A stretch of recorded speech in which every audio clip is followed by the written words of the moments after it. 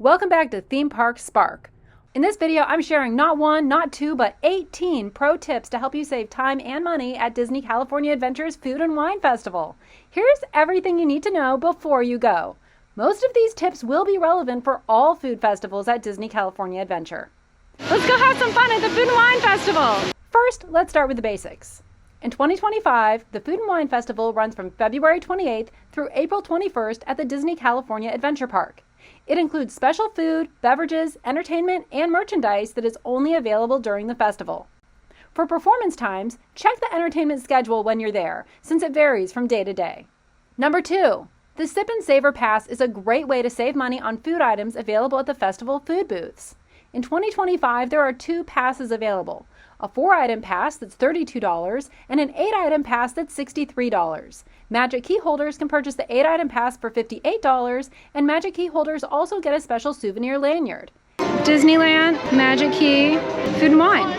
Everyone who buys a pass also gets an exclusive Mickey-shaped plate. I just want to pause for a second and say how much I appreciate the design on this plate. I think it's really cool. Well, one, it has room for 2 drinks, but I feel like I'd drop it if I had 2 drinks in here. And 2, I mean, just like it's Disneyland and California Adventure, it has so many of the rides and everything. It's really cool. It's a nice souvenir. So there's like Small World and the castle, and there's the Pixar Pal Around. There's so many things. There's Cars Land. Hey, look, there's the Hollywoodland. No, look. The World of Color show. Yeah, the World of Color. Number 3. Instead of waiting in a long line to buy the Sip and Savor Pass at a festival, cart, or marketplace, I recommend buying it in a store. I've bought 2 Sip and Savor passes so far this year, and both times I waited in a super short line in the women's department at Elias & Company. If you stop in a store to buy it early in the morning, the line will be almost non-existent.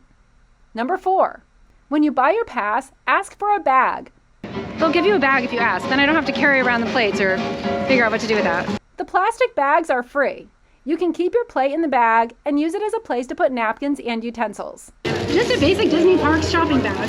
But that's where, when I've been collecting the food, I've been putting the napkins and the forks in there. So that way I don't have to hold them because it can be a little windy and I don't want things blowing away. So I've been keeping the napkins in the bag, just, life hack, pro tip.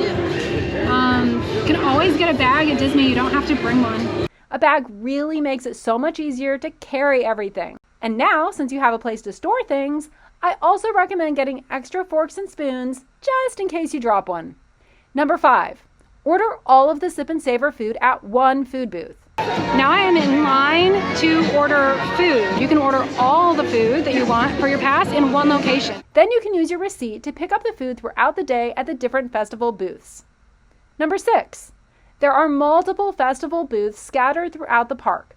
So while you can order all of your food from any of the booths, you can't pick up all of the food items at one booth. You have to pick up specific items at specific booths. Number 7, at the festival booths, there's a separate line to order and a separate line to pick up. As I already mentioned, you can order all of the food at one booth, but make sure you order the food before you get in a food pickup line. I've seen more than one person accidentally wait in the food pickup lines without ordering first. Don't let that be you. Number 8, use the Sip and Savor Pass to buy the most expensive food options, which are typically around $8 or $9. That way you'll get the best value. Items like non-alcoholic beverages and desserts tend to cost less than the more savory options, so you might want to buy the less expensive items a la carte and use the pass for the most expensive items. That way you'll save the most money. Number 9, the portions are really small. So this is the mini LA street dog, and it is loaded. Walter and I were joking that it's a puppy because it's so little. So 8 items isn't as much food as you think it will be. That means you can try a lot of things without getting full. But it also means you may not get as great of a value as you think you will. I really enjoy trying the food and using the Sip and Savor Pass. Wow, that's a lot of flavor. But there are less expensive ways to eat at Disney California Adventure. Number 10, you don't have to buy a Sip and Savor Pass to enjoy the food booths. You can order items a la carte. You just have to get in a line at a food booth to order and pay like normal. In fact, you can't use the Sip and Savor Pass to order alcoholic beverages. So if you just want to get a cocktail or a glass of wine, you don't need the Sip and Savor Pass.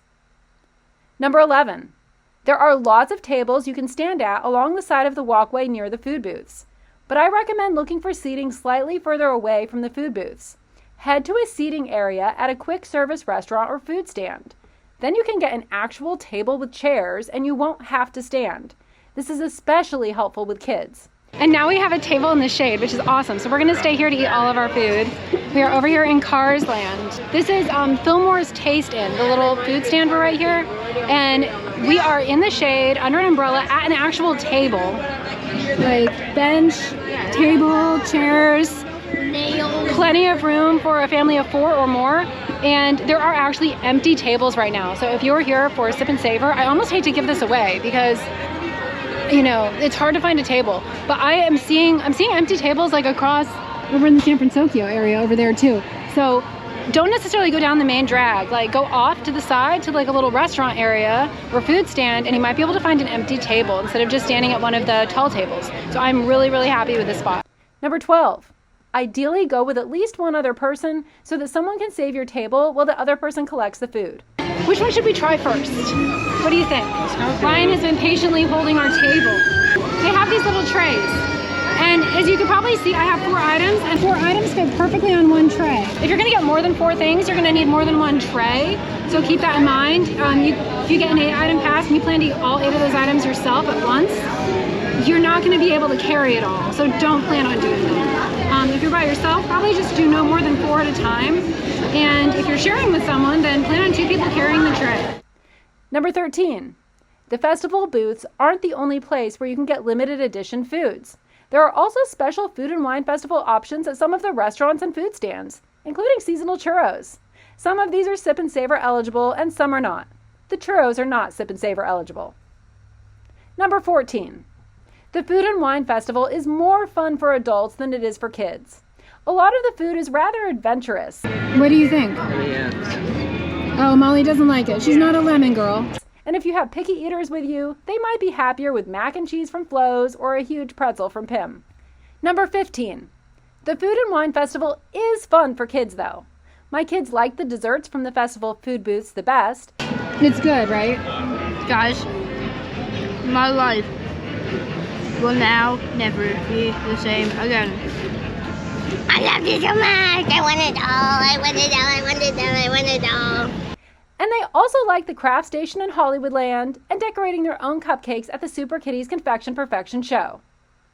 Number 16. Speaking of Superkitties, if you're wanting to do the Superkitties Confection Purrfection cupcake decorating thing, I would recommend getting there way early. Today at least they only have 2 times, 1:30 and 2:30. We tried to go to the 1:30, we were 20 minutes early and that was too late. So we kind of just hung out and we're there pretty much just waiting around for the 2:30 one. If your kids are really into cupcakes, cupcake decorating, free cupcakes, or Superkitties, I'd recommend getting there like early. Get there like 45 minutes to an hour early. Number 17. The only ride that is different during the Food and Wine Festival is Sourin. It changes from Sourin Around the World to the arguably better version, which is called Sourin Over California. This is the original version of Sourin. This time we requested to sit in the middle section, section B. If you get motion sick, Ryan tends to get motion sick, but when he sits in the middle section, it doesn't bother him. So section B is where you want to be, and it's so worth seeing. And ask to sit in row 1 or 2. You won't see feet dangling in front of you if you're in row 1, but if you're in row 2, you'll be right in the middle of the screen. Number 18, and finally, if you aren't planning on eating at any of the festival booths, avoid the area near these booths when they open at 10:30 a.m. and for the rest of the day. It gets really crowded around the booths. In fact, avoid the aerial ride at this time too. So basically go on aerial first thing in the morning or don't go at all. Hang out somewhere else like Avengers Campus or Pixar Pier or Harsland. Yeah, I just topped off at Flo's VA Cafe. I am ready to race. Or for the most peaceful spot, if you need to relax, head to Redwood Creek Challenge Trail. It's a playground area for kids, but it is so peaceful over there. It's a great place to recharge for a minute. If you would like recommendations about what food to try, and if you'd like to see our reactions to trying this food, I have 2 videos you won't want to miss. First, I recommend watching our video about opening day at the Food and Wine Festival. Okay, I wish every day could be like this. Yes!